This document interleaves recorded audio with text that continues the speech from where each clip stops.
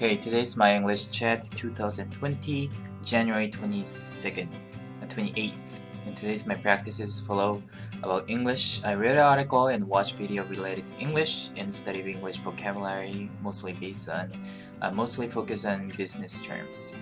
Preparation for school, I'm still processing with applications and about studying UI UX, a design study principle by reading books and still considering next plan. And about programming, I study algorithm and study JavaScript. And mostly use usual then computer, same as usual. And today I want to talk about the dual monitor. As I said before, I was preparing to deploy another. I was preparing to add another monitor like the image, and today I assembled all of the parts with using another monitor and another with using the monitor arm that I bought recently.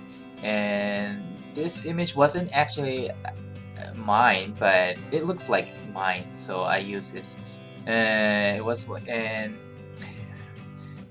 I finally made it two monitors with monitor arms. This may be more flexible to move up and down, upside down, up and down, or horizontal or vertical.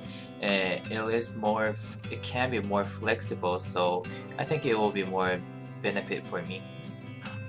And there still remains, or there is still agenda that I have to do, like mostly about the